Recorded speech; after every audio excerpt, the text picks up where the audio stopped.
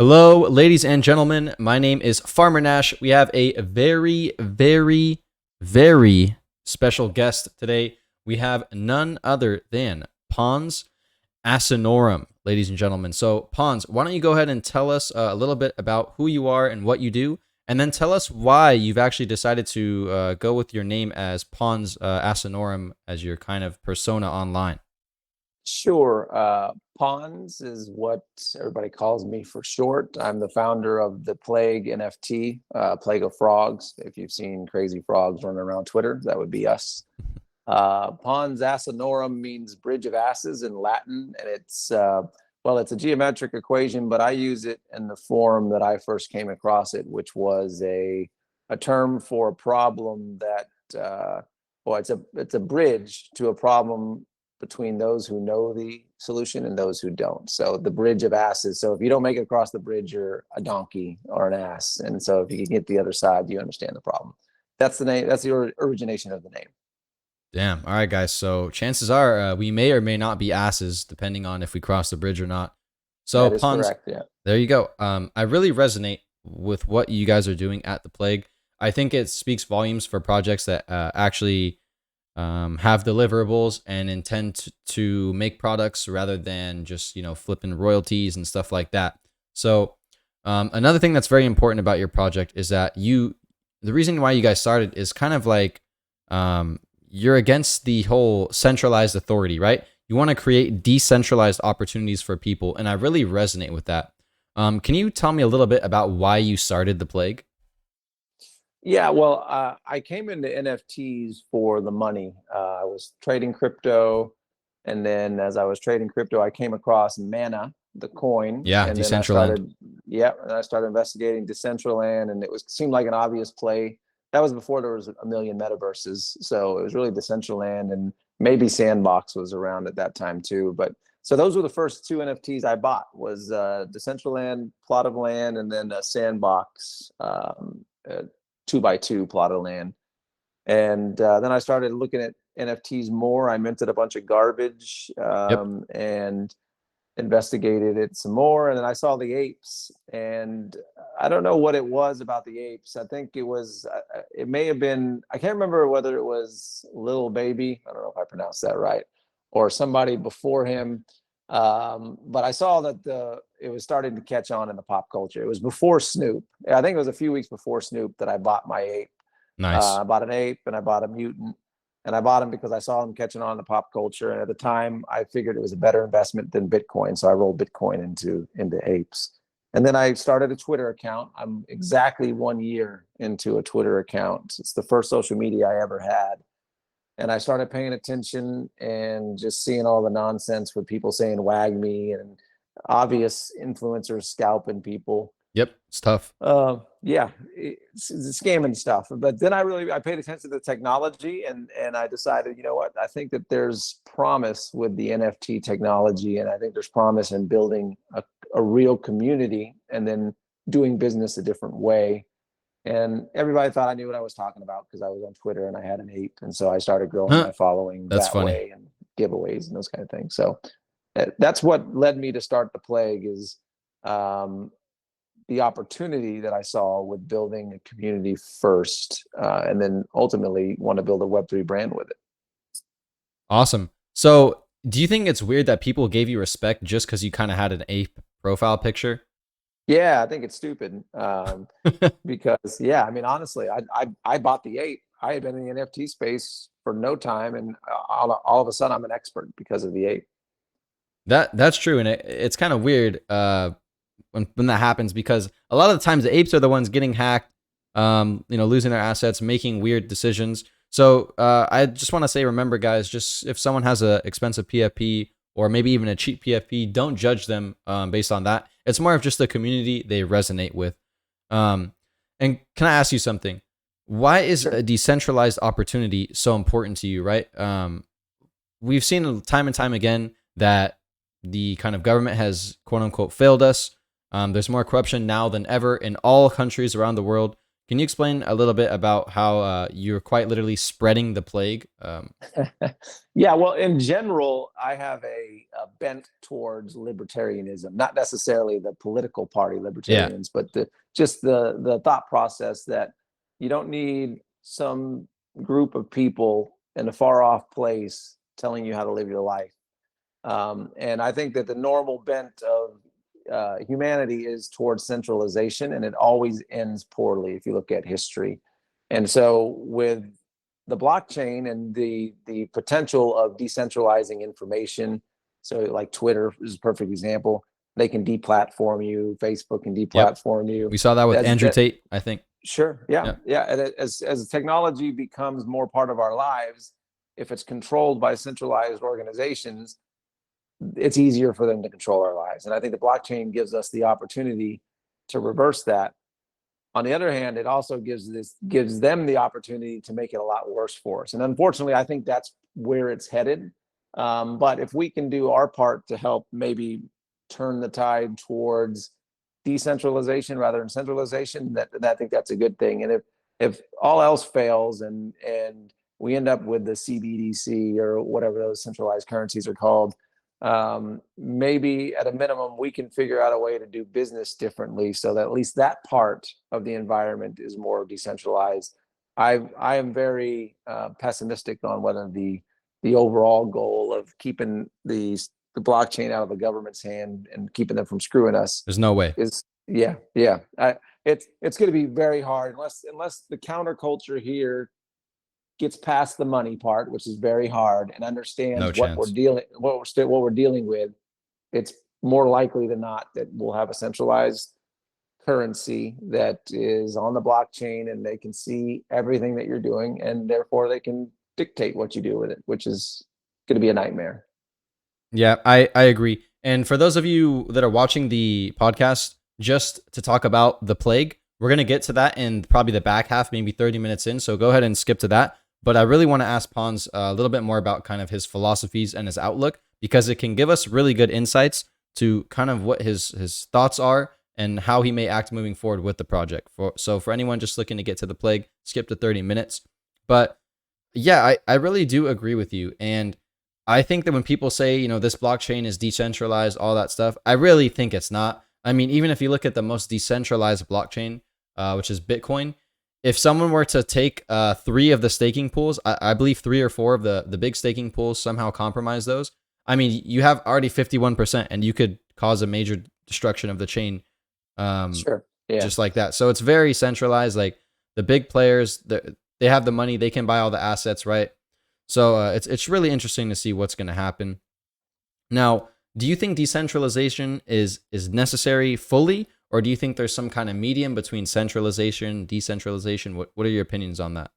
My preference would be full decentralization, but I don't think it's practical because um, you got idiots that will ruin it, and you're going to have people that will want to not have them ruin it. You know what I mean? So, like in my stance, like the Andrew Tate thing, I honestly have never listened to Andrew Tate other than I listened to recently about 5 or 10 minutes of his interview with Pierce Morgan. Before that, I didn't know who he was. I didn't care who he was.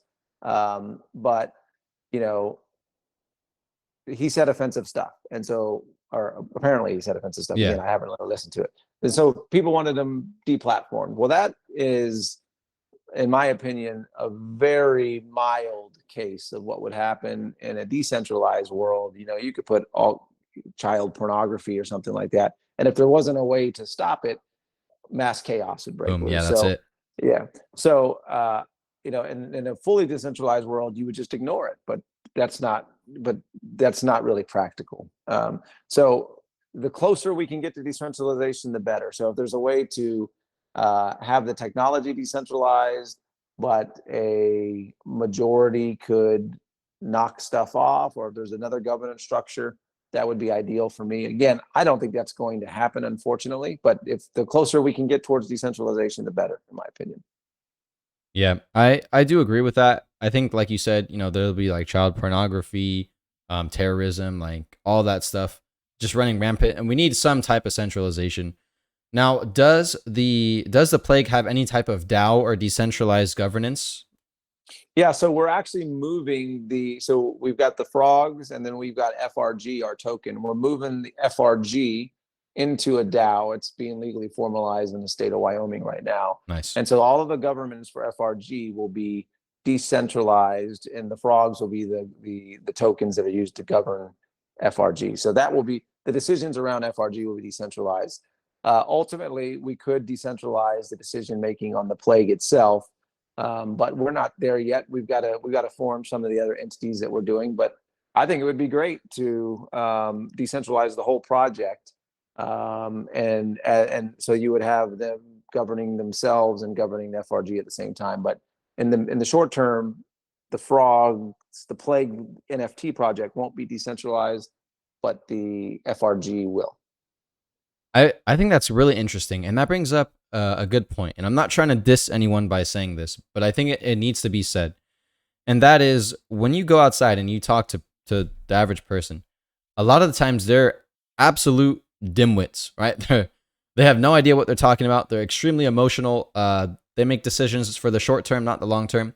Do you think that maybe having a decentralized body, all with equal votes, could potentially lead to some harm either for your project or another project down the line? Yeah, for sure. And we're not going to set it up that way. We're going to set it up like a representative republic, where how the U.S. representative system was set up originally, not how it is today. How it was set up originally, All right, yeah. Two big where differences. yeah. So we're going to set it up that way, where there's going to be, and I'll just throw numbers out. I don't know if this is exactly what it's going to be. 100 representatives that represent the other um, 9,000, or I'm sorry, 10,631 frogs, and they can vote for the representatives, and those representatives will be required to vote. So that's probably how we'll set it up. Mainly because, yeah, you have two problems. You have the uneducated voter, who's not going to really know what's going on with the project, and then you have the people that just don't participate. So Yeah, the facts. likelihood you're going to get the majority or even a large fraction of people who participate in the vote is very low. So we're going to set up a representative structure. Yeah, and the reason why I asked this question is because when I first started my journey, it was actually similar to yours. It was with the Sandbox, was my very first NFT. And then I eventually made my way over to Axie Infinity. And they have this giant community fund that has not really been touched at all. And basically, the Axie Infinity team was very, we'll say, negligent. They weren't listening to the community. The whole Web3 ethos was completely blown out the door. And people would suggest things. Some of them were amazing, and some of them were absolutely awful. You could tell it was only to basically pump their own bags. So, Yeah. do you think that with decentralization, people will only act in their own interest? I think, well, no, I don't think so. I think that they'll think that they're acting in their own interest. But if you look outside in the real world, people vote against their own interest all the time, because what happens is they form teams and they're focused on what the team is doing rather than what the best thing is for their interest. So I think that you would think that people would vote in their own interest, but I don't think that will happen in practice. I think whoever's got the best sales pitch will Yeah. sway the vote. So it's kind of how you frame everything. Like all the here in the U.S. we have the propositions like vote yes on Prop 12 if you want to save kids off the street. But what they don't tell you Yeah, about Prop 12, and this is just an example, guys. I don't know anything about the current Prop 12. What they don't tell you about Prop 12 is that it's legalizing like illegal testing of like injecting hormones into people and stuff like that. And it's like, wait a sec, hold yeah. up. They didn't mention that part. So I think it is really how you frame the question. That is a very, very good point. Now, Well, not only that, I mean, and again, I'm not just picking on the Democrat Party when I say this, because they all do it. But like the most recent one that comes to memory, the Inflation Reduction Act. oh You Jesus can Christ. almost bet that whatever it's named, it does the opposite of what it's named. And so again, it's just a complete marketing tactic. And that's a Democrat problem and a Republican problem. It's a politician problem, but it's really a people problem. And so you'll have the same thing happen with these DAOs. That's why we're going to try and structure it to minimize that as much as possible. Awesome. And then, do you ever think that the decentralized type of system will ever become more popular than the more centralized system we see in, let's say, the U.S. or the U.K.? I hope so. But do I think it will? No. Am I going to work towards it? Yes. But I hope so. I agree. I think there's too much power to be given up for those people to let it go kindly. I think there would have to be some type of like civil war or something where the people are literally just they stand and they say, "I'm done. I'm not dealing with this anymore. We've gave enough money to this country. We've put up with this too long. All that stuff." So I agree with you there. Yeah, ultimately, I just don't see that happening. I think when it comes down to it, people talk about wanting more rights and freedoms, but the second they get scared, they'll give power to somebody else to protect them. Facts. Now, one thing that's funny is that me, Wob, some other people, we always joke with you on Twitter. We call you Boomer Pons. All right, we're Yep. like, oh yeah, Yep. you're Boomer. All that. You have a really great quote about British girls. Do you want to give us your quote? Do you remember it?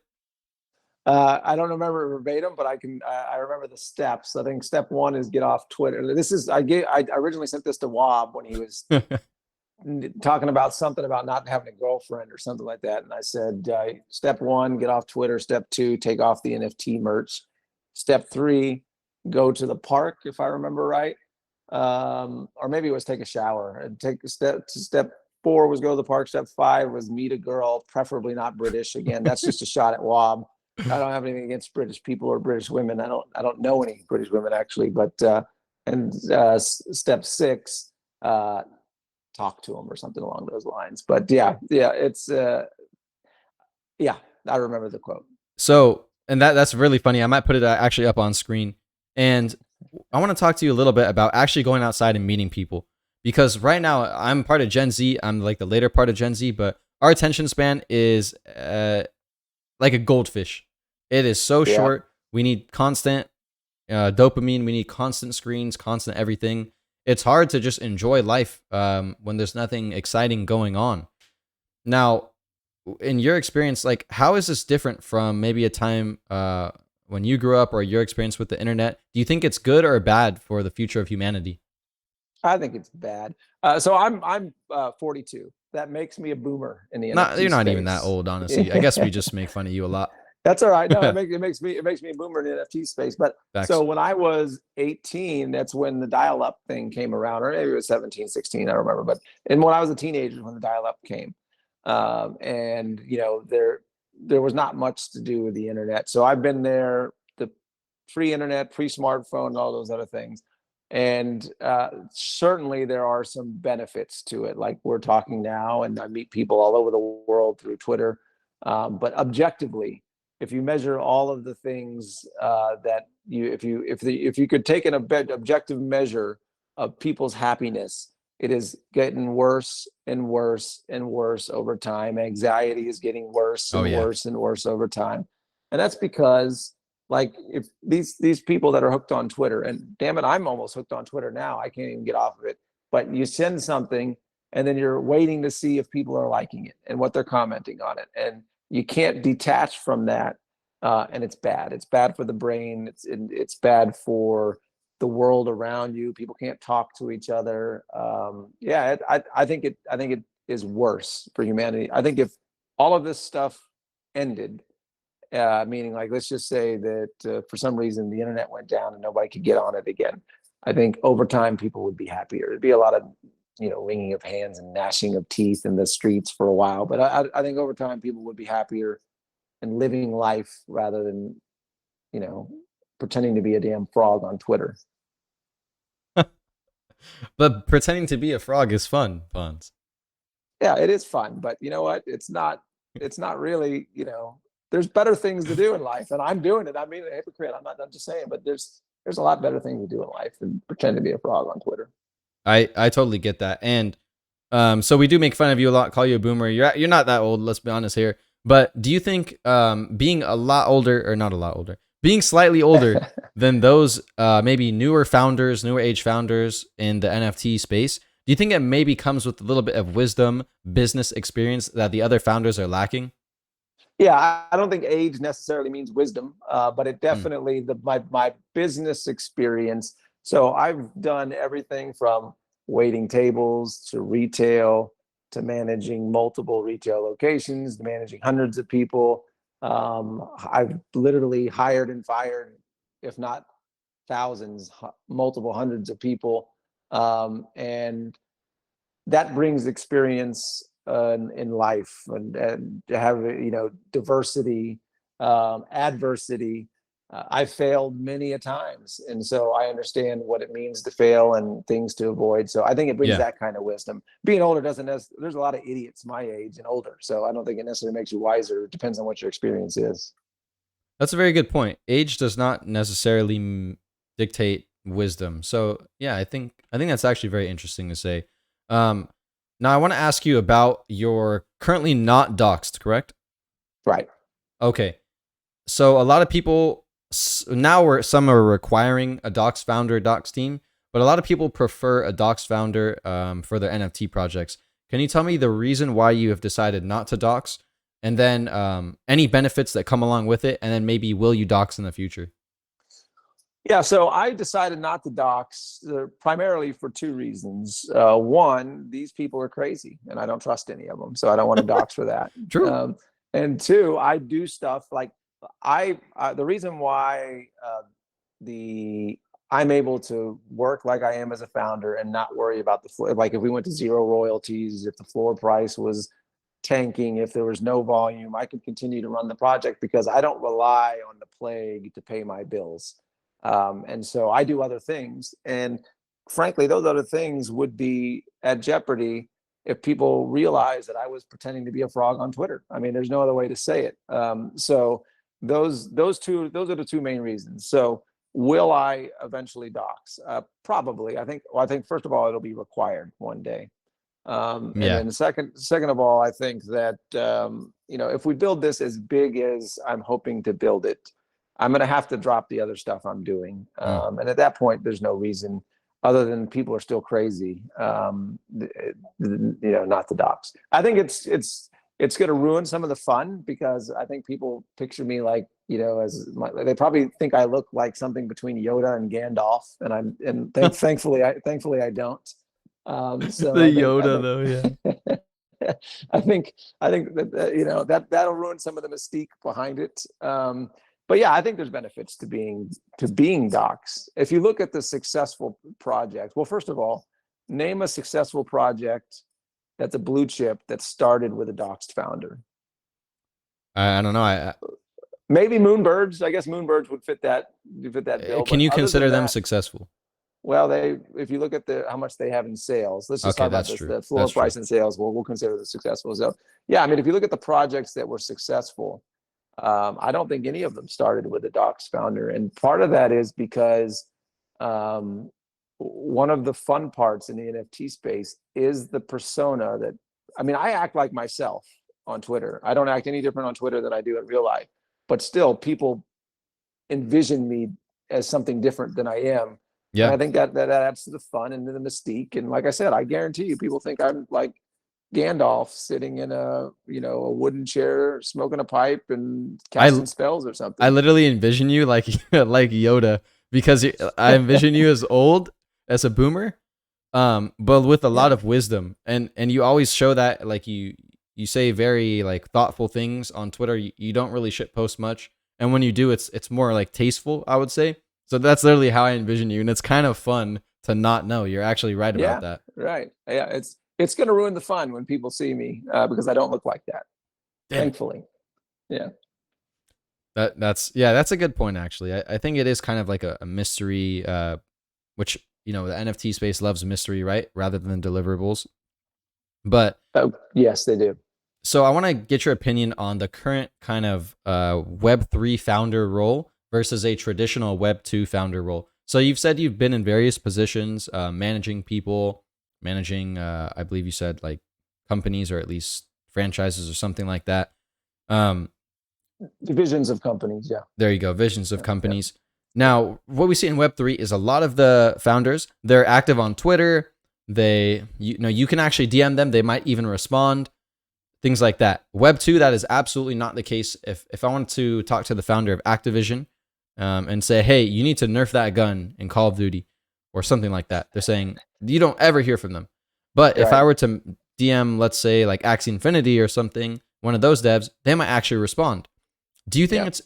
it's beneficial to be kind of the Web3 ethos where you're a little more involved in your community, or do you think that takes away from the founders' time and they shouldn't really even spend that much time like engaging with the community or anything like that?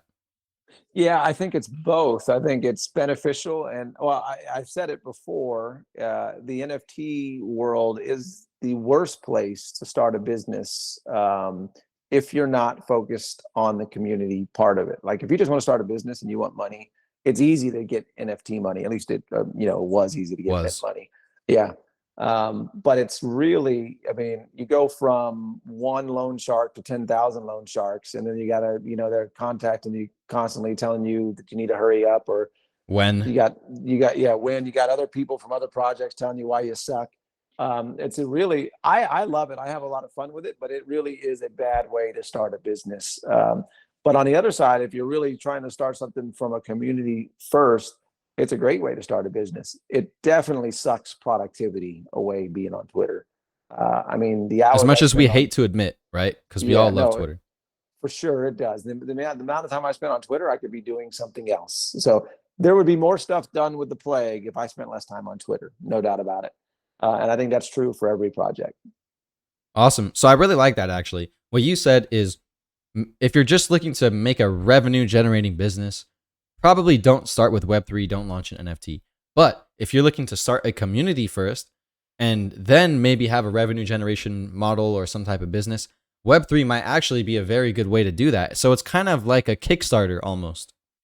It is, and that's actually that EDE NFT that I announced last week. That's kind of what it is. It's a Kickstarter, but you have, instead of, I think some Kickstarters you get the product if you donate to it or whatever. Yeah. Instead of just giving them a product and saying goodbye, you get the Kickstarter plus the built-in marketing force, and so that part is great.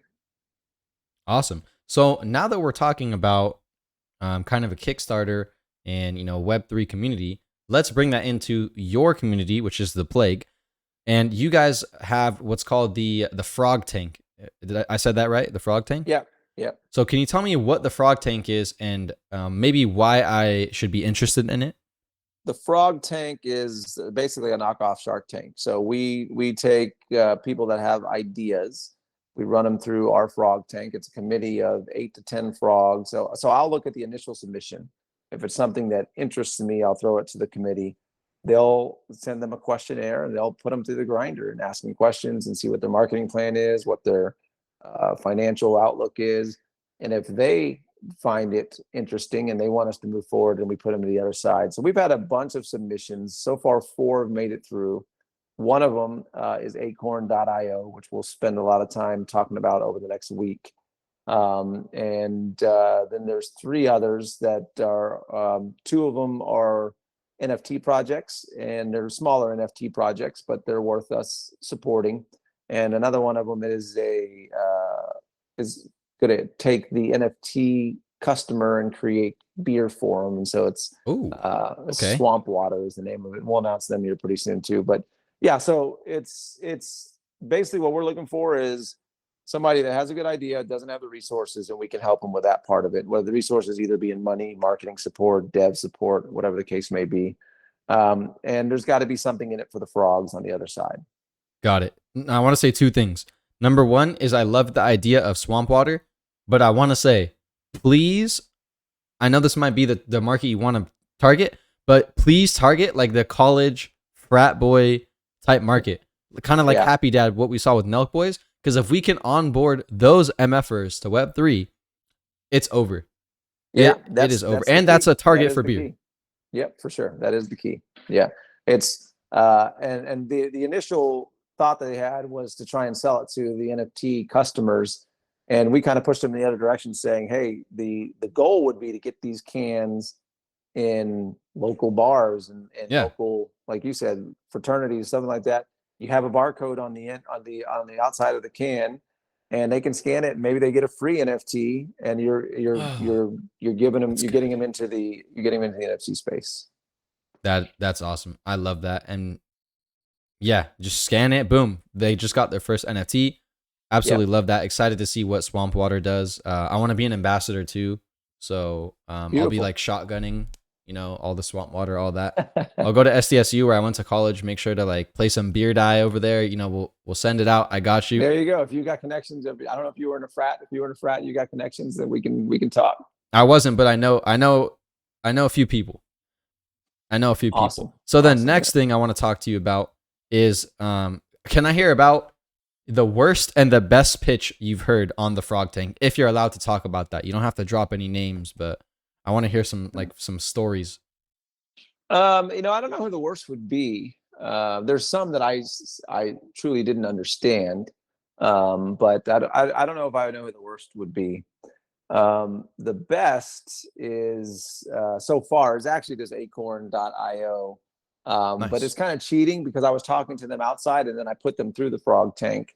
So it's kind of cheating, but Oh, they're creating a on-chain escrow service. So you look at Upwork and you look at Fiverr, and if you're a freelancer, one of the main benefits to being there, other than they're bringing you customers, that is certainly a benefit, is that you can ensure you're going to get paid for your work, right? You're quoting $1,000. You want to make sure that the person on the other side has $1,000, and that person with $1,000 wants to make sure you give them the work you said. And so the escrow is a big part of it. But both Upwork and Fiverr take almost 20%, 5 to 20%, but for most of the smaller freelancers are taking 20% of the ticket. So Acorn will provide, that's not all they do, but they're going to provide an escrow service. If you're a freelancer and you have a job, you can go through Acorn and you'll pay a fraction of that percentage, as low as, anywhere from 1 to 3% is the fee. It's all on chain. You don't need a middleman to do anything for you. And if there's a dispute, then they have a third party dispute resolution nice. that they can have, that can also be decentralized dispute resolution. So they're building that part of it out too. So I think that's a great idea, and you can do it for anything. Real If you estate. want to swap real estate, you can swap NFTs on there. You can do it for anything. Yeah. Would you guys ever want to get into real estate if, let's say, the government were to fast forward 50 years from their fax machines and say, okay, we're ready for some type of crypto escrow service? Is that something on Of your course. radar or Yeah. no? Yeah. I mean, yeah, there's all kinds of things on their radar. And that's one of them. You saw a house purchased as an NFT recently, but Yep. you could just buy a house using this service and pay a fraction of the percent that you would trying to go through all that other crap that you go through. Awesome. Yeah. I mean, I was a loan officer for about a year, licensed in 10 states, and it's a insanely terrible process. There's so many checks, so many balances. It's so confusing to even know how much your cost is after your security deposit, or not security deposit, your like escrow fees and all that. So yeah, I mean, this is a real service with a real use case inside of Web 3 and Web 2. So very Yeah. excited to see what the future of it was called Acorn.io. Acorn.io. Yeah. Acorn with an E on the end of it. It's not spelled like you and I would spell it. I don't know. They're based in Australia. So I don't know if that's how Australians spell acorn or if they just added an E so they could get the URL. I don't know the story behind that, but Got yeah, it. acorn.io. Awesome. Yeah. So I'm very excited to see that. Now, for anyone who fast forwarded to the 30-minute mark to hear more about the actual plague, go back to about 27-ish minutes. That's when we start, or you could just stay here. What's up, everybody? Now, I want to remind you, make sure to like the video and subscribe. Also, Pons, all his links will be in the description. Give him a follow everywhere too. And I want to talk to you about more the plague side of things now. So can you tell me, why should I spend my ETH on a frog versus another animal profile picture? Yeah, well, I guess it depends on what your goals are. If you're looking to join a true Web3 community that plans on being here for the long run, you only have a few options, right? Well, let me take a step back. Unless you're trying to get into a game, there's a million options Yeah, for a game, right? But what we're trying to do is build a community that we're building opportunity for. That's our whole decentralized opportunity mantra. So like when we launch some of these businesses, um, hopefully there's frogs that we can bring in, and they have experience and they can be a part of it. Everybody we've hired so far has been a frog, and that's been good, but it's also been a struggle to get things done. And so, I think we've got to balance that correctly. But if you're a frog, you get automatically you're going to be a part of a crazy community on Twitter. I mean, I can vouch for that. if you're looking to build your brand on Twitter, there's no better way to do it. Unless you're going to spend money on an ape, there's no better way to do it than the frogs, because we support each other. We've got frogs that are doing spaces, and they've got tons of people on spaces. If you want people that are going to follow you and interact with you, we all do that for each other. So just in the short term, that's an easy win. There's no better PFP to have from an engagement standpoint than a frog. In the long run, again, we're decentralizing opportunity. And so if you stake your frog, you're going to earn FRG, which is our token. And everything that we do. So one of the other reasons we decentralized the FRG token, meaning we put it into a DAO, is so that the DAO can make decisions based on supply. And that takes the responsibility off the Plague NFT project, which is keeps us an arm's length away from that decision-making process, which keeps us away from being a security. But what we can do is create businesses that create demand for FRG. So everything that we do from the Plague standpoint is going to create demand from the FRG, either because it'll be used on the platform, or we'll take profits from those business entities and buy the FRG back and put it back in the treasuries or in the DAO's treasury. So ultimately, what we're trying to do is build long-term utility for the frogs through FRG. Yeah. But in the short term, you got one heck of a community that you join. So real quick question about that. Let's say that acorn.io goes through the frog tank, and are they going to be tied to the frog token forever, or how is that going to work? So that's a good example. So acorn.io went through the frog tank. So it's not 100% yet, but for 1 to 2 years, 25% of their revenues is going to go back towards buying FRG. Okay. So that's part one, and it'll go past 2 years as long as Leap Media, who negotiated the terms. Leap Media is a marketing company that came out of the frogs. Nice. It's not a frog-owned business because we have to keep separation there. But Leap Media negotiated the deal with acorn.io. Part of that deal is that they're going to, again, buy 25% of the revenues are going to go to buying FRG. The other part is Leap Media is minting the NFTs for Acorn and creating that E2E NFT process, which means if you own one of those 700 acorn.io NFTs and you're doing what you need to do from a marketing perspective, you're also going to get a percentage of Acorn's revenues. Not just what you generate, but just a percentage of the revenues as well. And it sounds like you structured this to where the SEC is not going to be on my ass after I own one of these, right? Right, because you have to earn it. You're earning a commission. This is not a revenue share. You're earning a commission. Okay. You have to, if you own the NFT and you want to make money on it, you have to meet minimum expectations. So we'll announce what those are, but I'll just use this as an example. You have to make 8 Twitter posts a month. That's just again that's not necessarily what's going to be, but that's just an example. And if you do that minimum expectation, you can get your commission. But you can also go above and beyond it. Like you have 50,000 followers, so you could create an affiliate link where you say, hey, if you use this service, or go use acorn.io, and everybody use that affiliate link will add to your commissions. Okay. So it separates the project from the holder, and the holders aren't just getting a revenue share, which would be a security. It takes that fourth point of the Howey test, which says if you're earning income not from your own efforts, it's a security, and it eliminates it. And now you have to do something to earn a percentage of the revenues from acorn.io. Very well thought out. And for those of you that don't know what the Howey test is, it's basically a series of questions which determines if a cryptocurrency or any type of really thing is a security, which will then be regulated by the government and absolutely fuck you in the ass. So very smart of you to do that. Now, there was one question which is seemingly escaping my mind right now. Oh yeah, if I'm a frog holder, can I just buy a frog tomorrow and pitch my idea to the frog tank? Or if I'm a frog holder, will I more be supporting the projects that you choose in the frog tank? Is there kind of a fine line between there? Now you can buy one today and go pitch it tomorrow, and then if you don't get, then you can go sell it. I mean, that's that you can do that. Yeah, for sure. We'll make royalties both sides, and so we're happy either way. Facts. Yeah, unless OpenSea removes them, right? unless OpenSea removes them. And Yep. then if they do that, then we will take steps to make sure that something like that doesn't happen. But yeah.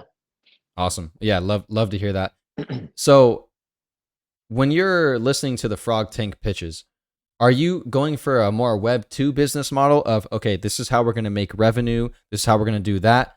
Or are we going to go for more of a Web 3 model, like, okay, yeah, we're trying to get basically as much hype as possible, grow with the market share, and then eventually we'll put out a product?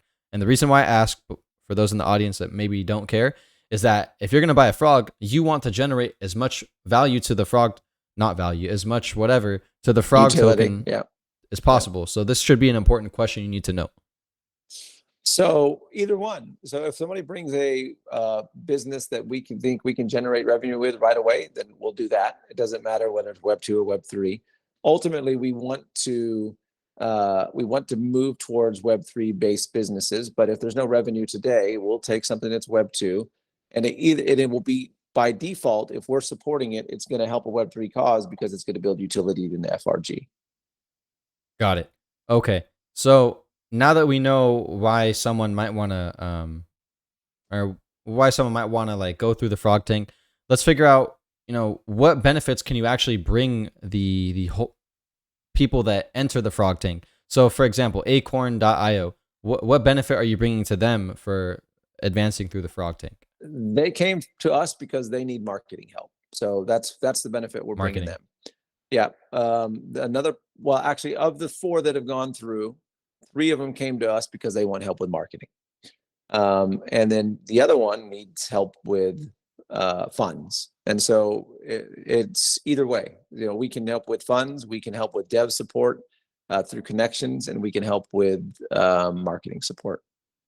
Awesome. And then all these funds that will be given to the projects, is this in frog token? No. Okay. No.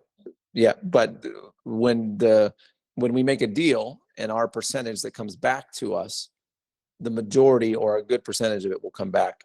Whatever's above and beyond the recouping of the initial investment will be delivered into FRG buybacks. Nice. Okay. Example for anyone that's confused. Let's say you invest 50K into Swamp Water, and then Swamp Water is a positively revenue generating business. They generate 50K of profit, and they pay you off, right? Anything above that 50K will then be sent to you in Frog, which will drive utility to the Frog token, is what you're saying. Yeah, correct. Or we can create a structure where people that can buy the beer with FRG or something along those lines. But Yeah. regardless, it'll be after we get our initial recoup, then it goes towards delivering utility to FRG. Awesome. And it's funny, I don't talk about this much, guys. So here's a little bit of alpha, which I sometimes drop in like Twitter Spaces or videos. But I'm starting my project. I've been working with an indie game studio for like 8 months now. Everything is pretty much ready, and I'm considering maybe even launching with the Frog Tank, because I really want my initial community to, like, I know the frogs are tight and they can really help me with my marketing for my initial community. Is that maybe somewhere where the frogs could provide value to someone like me? Yeah, exactly. And actually that's why most people come through the Frog Tank, is they want help with marketing. And that's good because we can help with marketing relatively cheap. And that means we don't have to take a big cut of what they're doing. We just want to deliver value to FRG. Got it. Makes sense. And then utility to FRG. Yeah, gotta. Yeah. Utility, guys. It's not value. Remember. Yeah. So SEC, if you're listening, it's utility. But I want to ask you about maybe some things that you're looking for, more of like the back end sort of things. What has been the hardest part about actually being a Web3 founder? There's a lot of developers here. The Web3 space is kind of like, I'm not going to say sus, but it's not as professional as Web 2. What pain points have you ran into as an NFT founder? Yeah. Well, so one thing about the freelance market in general is most people that are freelancers are not as organized if you're dealing with a regular business. So it is very hard to get things done when you want them done. It's very hard to hold people accountable to deadlines. And so that is a problem of doing business, especially when you're wanting to do it amongst your holders. So you're limiting your talent pool. We Yep. have a lot of talented frogs, but you're still limiting your talent pool by definition of limiting it to your holders. And then you're dealing with freelancers that, I mean, it's funny. I'm on Discord talking to them. Discord tells people what you're doing. So there it says they're playing this video game, right? And I'm like, damn it, I got this thing that needs to be done, and you're over here playing Halo or whatever the heck it is. Oh, And I love that. Discord's telling me what they're doing, and they're not getting this thing done. So it's that is one of the most difficult parts, for sure. Definitely. Yeah, and that's why I love Root Troop so much, is they're really trying to solve that problem. Yeah. I'm not sure if you guys would use them because you want to give opportunities to frog holders, but I think frogs are like 0.18 ETH right now. ETH is like $1,300, so you could probably find something for fairly cheap. So yeah, there's that. And then I want to ask you right now, how many frogs are there in circulation? 10,731. Okay, so currently there's 10,731 frogs. We've seen a lot of collections launch kind of a companion collection or something like that. And I personally don't like when they do that. I think there should be a very solid reason, such as providing a benefited utility or something like that, because it really dilutes your original holders, and people don't really like that. Now, will the frogs ever launch a companion collection, No. and why not? Because we don't need to really. I mean, so first of all, we've got 10,731 of them. I think we need 10,000 holders before we even have to worry about that, and we're a long way from there. Yeah. And but on that same note, if we're delivering a lot of utility to FRG and people accumulate and we don't gain more holders, one of our missions is to create a very large community. I won't put numbers on it, but a very large community. Now, there's lots of ways to do that without diluting a initial project, and so we have different things we're gonna do. One of those methods is absorbing dead communities. So communities that have they're still relatively strong. They have an affinity for the community that was there originally, but the founders rugged or left or quit or whatever the case may be. That's one way to do it. That's one thing that we're looking at in a couple of instances. The other way to do it is to create, well, I'm not going to go into that, but there's different ways to do it, and we are looking at them that they're not companion projects, they're not dilution events. They're going to be there's only going to be 10,731 frogs that can stake and earn FRG. I'm not going to sell anybody any other PFP NFT. Anything that we come out of and businesses that we do with the frogs that involve NFTs are going to be non-PFP NFTs, and they're all going to bring utility back to the frogs. Awesome. Love to hear that. Thank you. And then I want to talk a little bit now about Frogtober. It was super hype. There was a lot of people on Twitter going crazy about Frogtober. By the time you guys watch this video, it might be Frogvember. But can you tell me a little bit about what you announced in Frogtober, what you haven't announced, and then why it's bullish for the plague? Yeah, so we kicked it off with our brand anthem video, which I don't know if did you see that video? I think I did. Yeah, if you go to the Plague's Twitter account, it's on the pinned post. We started out with that, and that really is just it shows, well, like I said, it's our brand anthem, so it kind of gives the ethos of the brand. It also has a glimpse into the roadmap, which is pretty fun. So we launched that. We launched the DAO. So we announced the DAO. We announced the EDE NFT process. We announced leapmedia.io.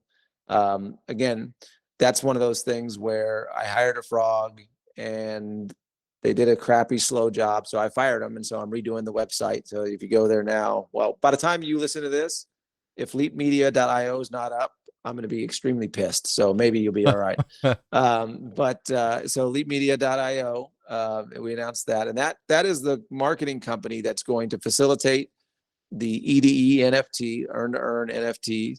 And it's going to be a bridge between Web 2 brands and Web 3. And we're talking to Nice.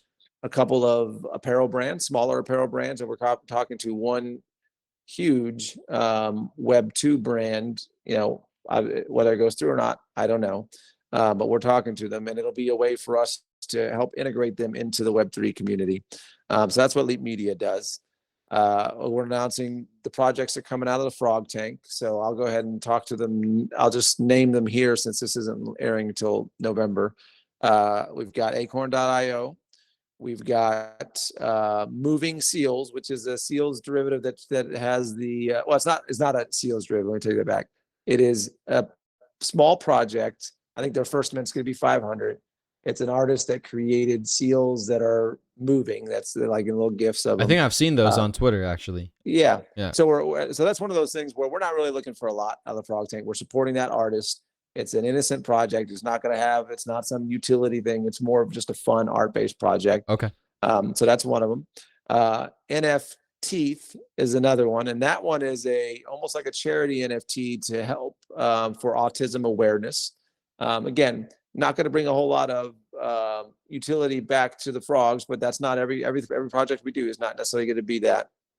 And then Swamp Water, the beer, is another one that's coming out of it. So those 4 will be announced. There's 3 huge projects that I was hoping to announce, at least one of them in October, that they didn't come out of the Frog Tank. These are original ideas from us that I'm not going to announce in October, but you guys will all find out about it soon enough. Awesome. Yeah, very, very excited to see kind of what actually spawns. See what I did there out of the Frog Tank. One thing I want to ask you more about the E to E. Have you already gone over that? Can you explain what E to E means? Earn to earn. So it's really, I was just trying to think of something that played off of that whole, P to E and blank to E, all these other The things that buzz people term, come up with. buzzword. Yeah. Yeah. And really what it comes down to, again, and it's the other name I have for it is the Tin Stoffel NFT, which is there is no such thing as a free lunch NFT.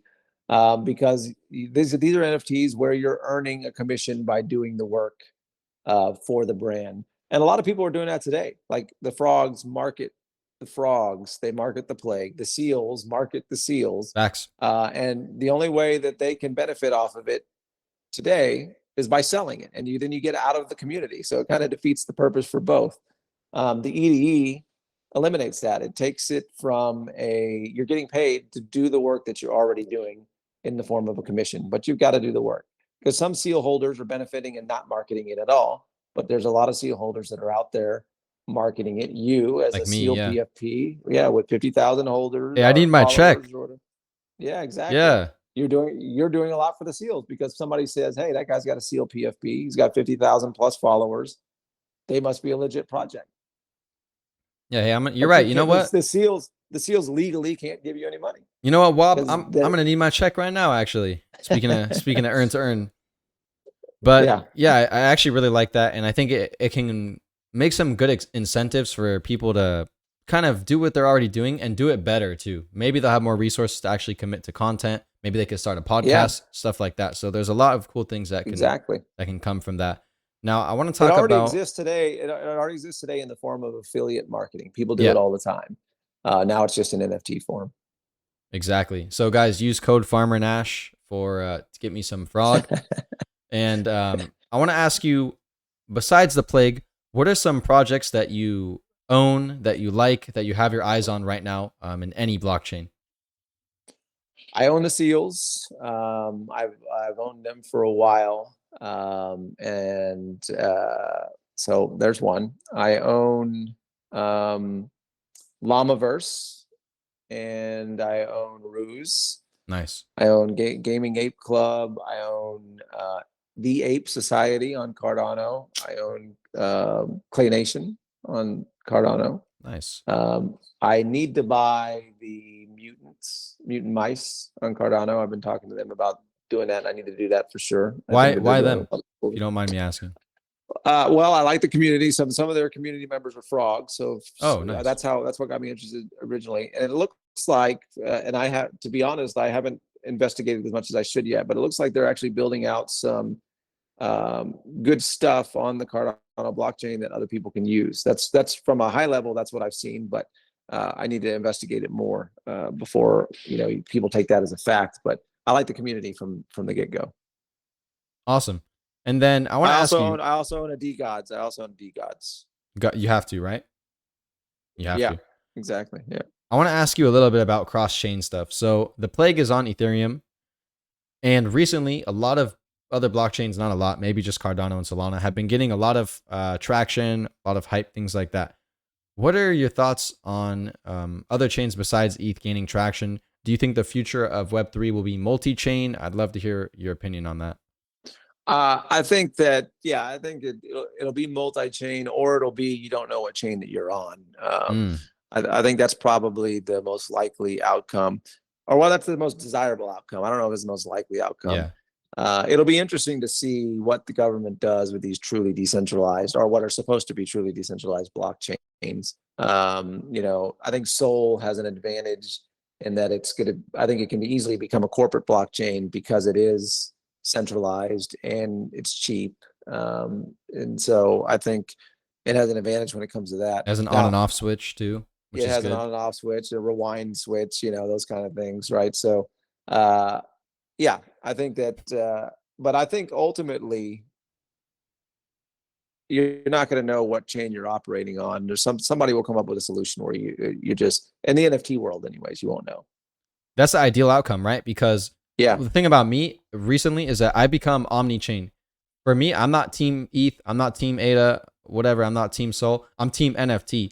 So if I get introduced to a project and it's a great project and it has great, beliefs, great community and great deliverables, I don't really care what chain it's on. I'm going to try to support them. So I really understand what you're saying is eventually if we can get to the point where you buy an NFT, maybe using fiat, maybe you can use ETH to buy a Sol NFT, stuff like that. That would be the kind of the future of NFTs, and that would be amazing, actually. yeah, I don't see why it matters other than people just shilling their bags. That's the only reason nobody actually cares, or very few people actually care. I think most of them are just trying to shill their bags and keep the money in their chain. And so, yeah, I think uh, the people that care are the tech wizards, and they're saying my blockchain is better because of this, and the other people that care are the cultists who are like Solana's better because it's Solana, and you're yeah. not really going to change their mind. I prefer the decentralized chains because they're decentralized, Yeah, or they're more decentralized, anyways. And so it would be great if that's the way things go. But from a NFT project standpoint, I don't think it matters. yeah, I kind of agree with you. As long as the tech supports what you want to do and the basic functions, I think it'll be good. Now we're getting to the end of the podcast here. Do you have any advice to a future founder, or maybe something you would have told yourself before you started the plague? Well, my advice would be to set proper expectations on what your plans are, and I'm not necessarily advocating you give clear plans. I don't really, I'm not really a believer in that. Both from a marketing standpoint and from a business standpoint, nobody goes out and tells everybody what they're going to do for the next 12 months. So I don't believe in that. But have clear expectations. That's one thing we did from the get-go. We said we're not focused on the short-term speculative floor price. You guys can focus on that, but we're not focused on that. So we're not going to take actions that pump up our price. We didn't give anything to influencers. We didn't give anything to alpha groups.